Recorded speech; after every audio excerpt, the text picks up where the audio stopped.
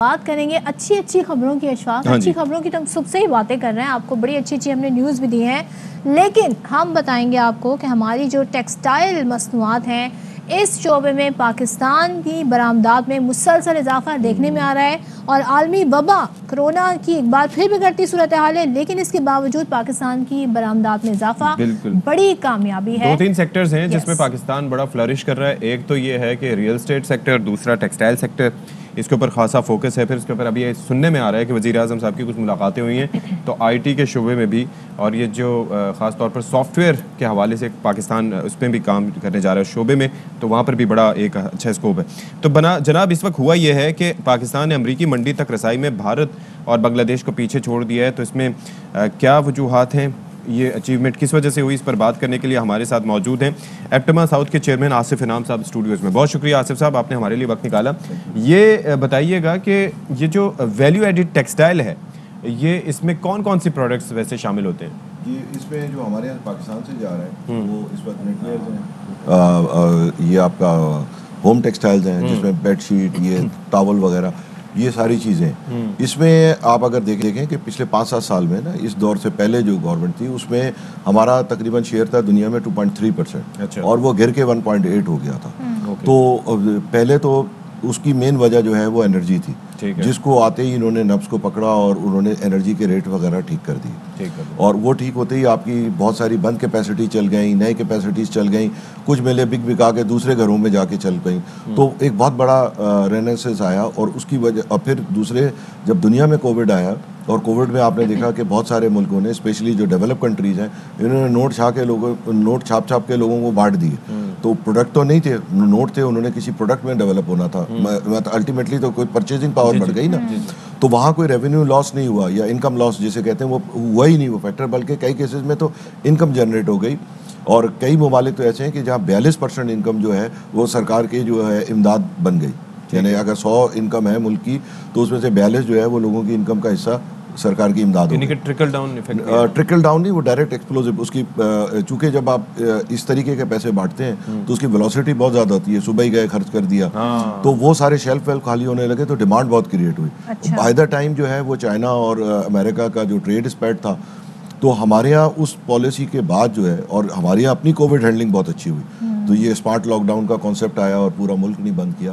آپ اپنے پڑوسی سے کمپیئر کریں تو ہماری بے انتہا بہتر ہینڈلنگ رہی۔ اچھا، اور اللہ کی مہربانی بھی ہے اس میں، وہ تو سب سے پہلے جو لوگ ہیں نا ان کو روکنا اور سمجھانا ناممکن ہے، مطلب سب سے پہلے تو اللہ کا کرم ہے، وہ تو آبویسلی اس کو تو اس کے بغیر تو ہے ہی نہیں۔ پھر دوسرے جو ہیومنلی پاسبل اقدامات تھے وہ گورنمنٹ نے لیے، وہ ہیومن فیکٹر کو رکھتے ہوئے دیکھیں کہ جی لوگوں کو بھوکا نہیں مرنا، یہ وہ مطلب ایک بیلنس رکھا، تو اللہ نے بھی مدد کی۔ یہ بتائیے گا، ملک میں گیس بحران کی بات کی جاتی ہے اور ڈائریکٹلی اس سے ظاہر ہماری انڈسٹری متاثر ہوتی ہے، آپ لوگ اس سے کس حد تک متاثر ہوئے ہیں، اور اب آپ کہہ رہے ہیں کہ ظاہر بہت کچھ بہتری آئی ہے، اس میں بگ فیکٹر کیا ہے؟ اب ہم آ جائیں نا، سب سے پہلے کہ گورنمنٹ نے اچیو کیا یہ جو ٹیکسٹائل کی گروتھ ساری کی، وہ کمپیٹیٹیو انرجی دے کے، کمپیٹیٹیو انرجی کسی کو کوئی سبسڈی نہیں تھی، بلکہ یہ ہے کہ اگر گورنمنٹ نے غلط خریدا ہوا تھا تو اس نے صحیح بھاؤ پہ دیا جو مارکیٹ کا بھاؤ ہے۔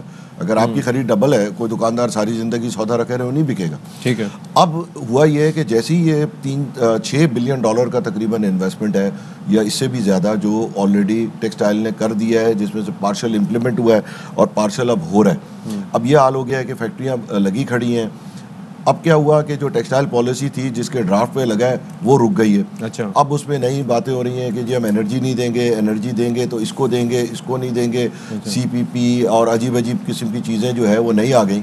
تو انفارچونیٹلی یہ بہت بڑا جو اب فیوچر میں دھکا آئے گا کہ جی فیکٹریاں تیار کھڑی ہوئی ہیں اور وہ انتظار میں ہے کہ جی کس پالیسی کے تحت انہیں گیس ملے گی، گیس انجن امپورٹ کیے ہیں نئے، سب کچھ کیا ہے انہوں نے۔ اچھا، تو آپ کے نزدیک اس چیز کا سچویشن کا حل کیا ہے؟ مثال کے طور پر کافی ہمارے سیکٹرز میں ایکسپورٹس ہماری بڑھ رہی ہیں، بہتر ہو رہی ہیں، لیکن ساتھ ہی پاکستان کا جو ہے وہ اگر بہتری کی طرف ہم نے جانا ہے تو سب یہی کہتے ہیں کہ ہمارا جو ٹریڈ ڈیفیسٹ ہے، امپورٹ اور ایکسپورٹ کے اندر جو فرق ہے، جو ابھی 106% اس میں کہا ہے کہ سرج ہو گیا ہے، مزید بڑھ گیا ہے، اس کو کیسے کم کیا جائے؟ دیکھیے اس کو تو آپ ایکسپورٹ بڑھا کے، اب چاہے وہ آپ کے آئی ٹی ہو، چاہے ٹیکسٹائل ہو، کوئی اور ہو، یہ کبھی ہم نے یہ نہیں کہا کہ دوسرے سیکٹرز کو آپ پروموٹ نہ کریں، آپ ہر چیز کو پروموٹ کریں۔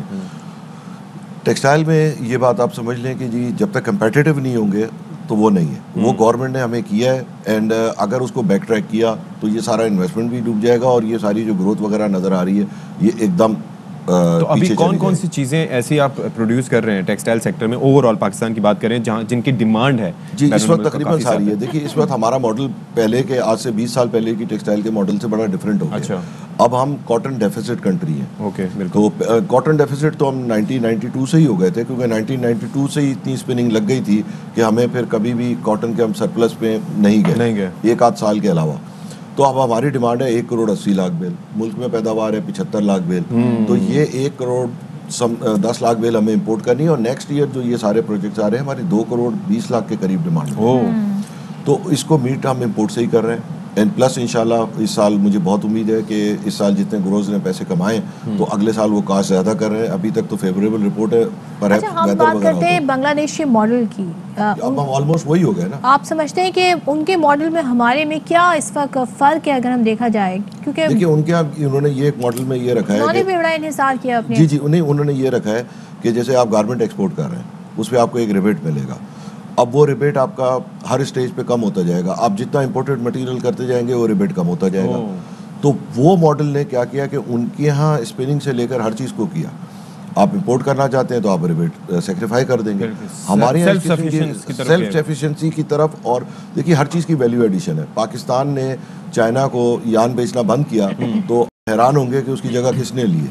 چائنا کا جو اس وقت سب سے بڑا یان سپلائر ہے وہ ویتنام ہے, وہاں بھی ایک گانٹھ نہیں پیدا ہوتی.